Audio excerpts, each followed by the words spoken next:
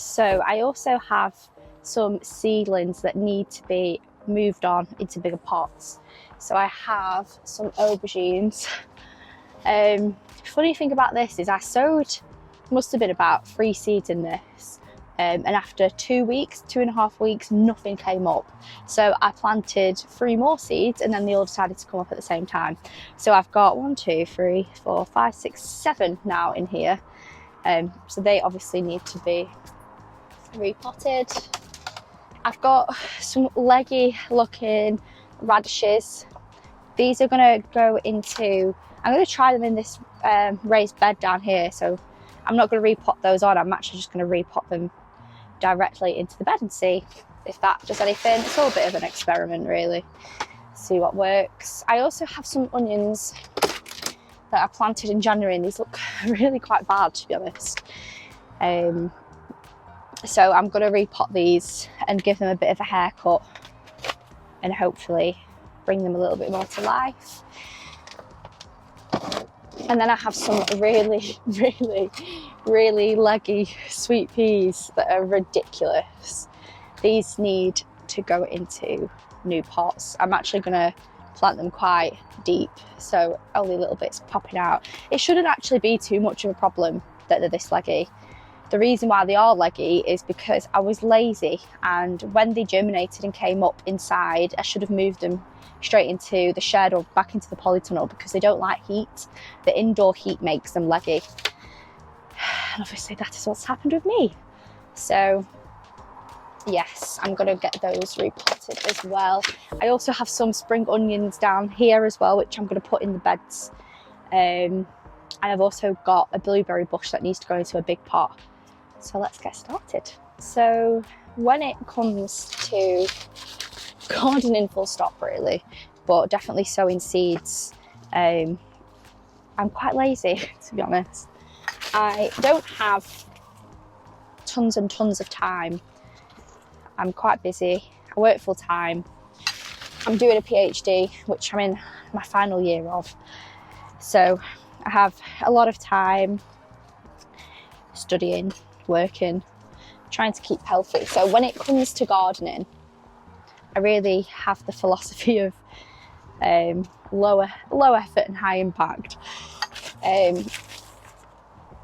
To kind of be efficient where possible with the best results. And one area that I definitely lack that with is sowing my seeds. So just by looking at those sweet peas and the onions, obviously you can tell they've been neglected a little bit, but over the years I've stressed out about that, to be honest, and felt guilty about it. But plants are very clever and seeds are very clever, and they usually find the way. I don't seem to feel the need to worry about the way that they look, or if they look a bit rubbish at the beginning, they usually find the way.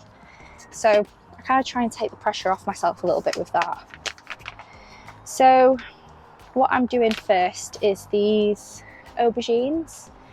They are, I'll put the name on the side, the full name, but I wrote aubergine LDG.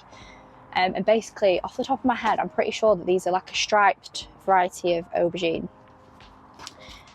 I try and do a mixture of different types of aubergines. In the polytunnel, I do all of these in the polytunnel. I don't put any outside. We're just not going to have the weather that's warm enough for what these need. And I find that in the polytunnel, it's consistently warm. It's probably a little bit too hot, if anything, in the summer. So I do have the door open sometimes overnight, or I'm looking at putting like a filter grid in here this year if I get around to it. But yeah, I find that they do quite well in here, to be honest. They're a little bit slow. They are slow. They need a long growing season. So these were sowed in January. Obviously they didn't come up until nearly 3 weeks. So they do need a long growing season. And I usually start getting a lot of fruit in August time. So they are They are a plant that you have to have patience with. But it's definitely worth it because we eat a lot of aubergines. It's probably one of my favourite vegetables actually, aubergines. I find they're very versatile. I like to cook them in like pastas or stir fries. What else? Fry them. Have them with a bit of honey, that's nice. So yeah, they're very versatile. A little veg, but they are very slow. But it's just, I find it's nice to have veg that you can't get in the shop. So like this variety you can't buy in the shops. I've not seen it anywhere. I think the only place I've seen it is on a market in Italy. But other than that, I've never seen them to buy in this country. Not around me anyway. So it's quite nice to have something that you've grown yourself and you can put on a plate that you can't go and buy from the shop. So they are done. So easy and quick, therapeutic. And I'll take these back home with me. It's too cold to leave them in the polytunnel still now. So these will go home. They'll go under a grow lamp until they're big enough, until it's warm enough as well to bring them back into the polytunnel, which here is probably about April, May, depending on what the season will be like. Fingers crossed it's going to be good. But yeah, these will probably come in about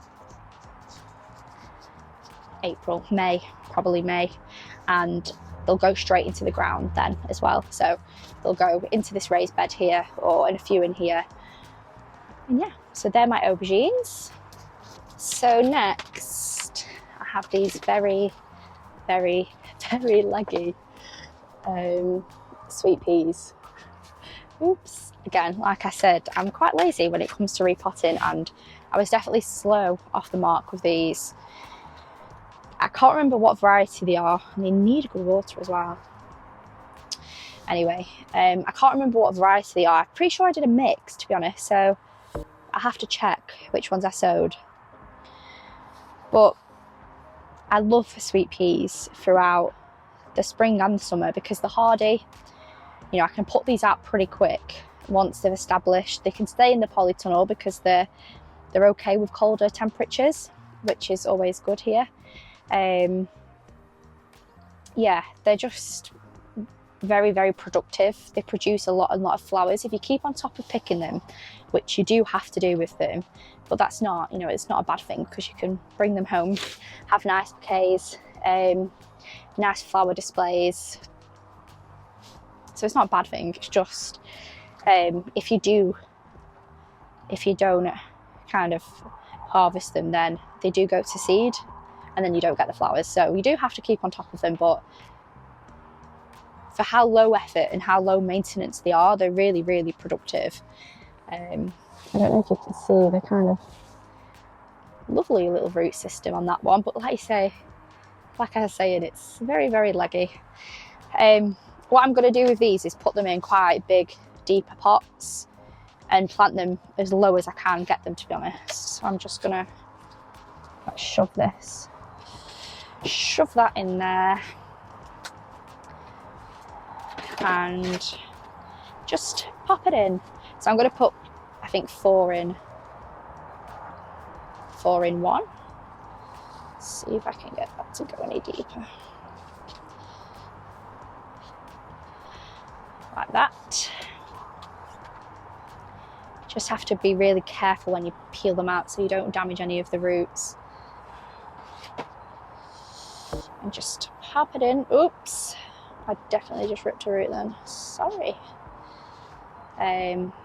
Just have to be very delicate and patient with it. It will go in.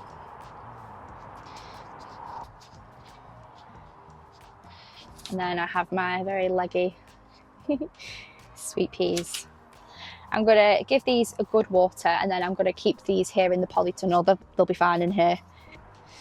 That's my sweet peas done. Hopefully, now they have been repotted, they'll be a little bit happier. Next are these ridiculously looking onions. Move it. These, again, they took ages to come up. I think it was too cold in here, because originally I did have them in here. Probably a bit of a rookie error, to be honest. I'm going to put them in this bigger pot. It's quite deep, to try and encourage the onions to grow longer roots. I have got in those, what are they? I can't remember. I'll put the type that I had. I can't remember if I just went for Spanish yellow. Can't remember. However, I do a mix of onions from seed and then also from sets.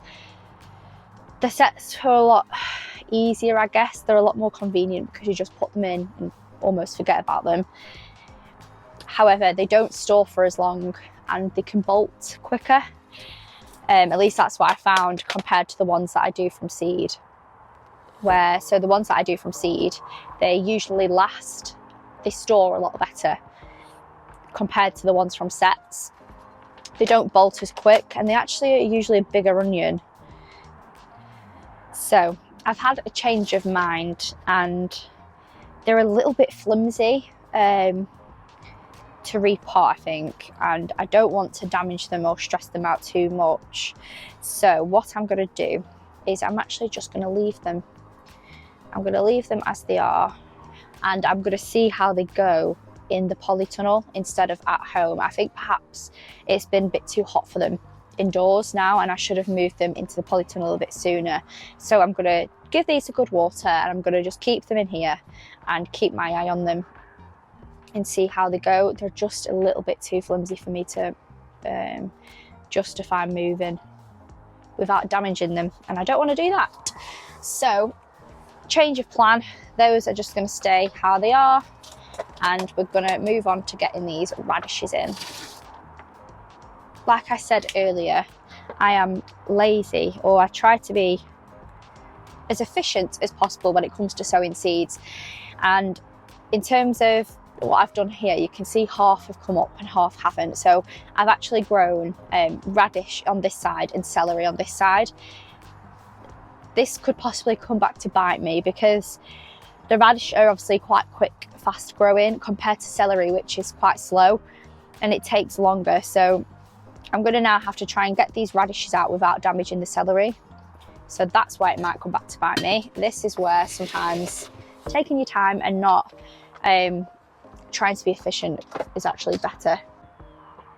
So this is where my radishes are going to be going, into this raised bed. I've got some spring greens in here. I think it's just a mixed salad mix. And then I'm going to have some radishes in here for the time being, get them started. Like I said before, we don't even really eat that many radishes, but they're something nice to add onto salads, and they're also very quick growing. I've just ripped those. Oops. They were also quick growing, so when it's the quieter months, if you will, in terms of produce, it's always nice to have something that you can bring home, albeit not something that you eat all the time. And that is everything for today. Interesting to see how these onions will do. It might be a case that I'm actually going to be sowing some more. I've not got around to potting these on into a bigger pot. I've just run out of time, to be honest, but that's okay. They'll be all right for another week or so. But that's definitely on my to-do list sooner rather than later now. Thank you for watching this video. If you've enjoyed it, please like and subscribe, and I hope to see you again soon.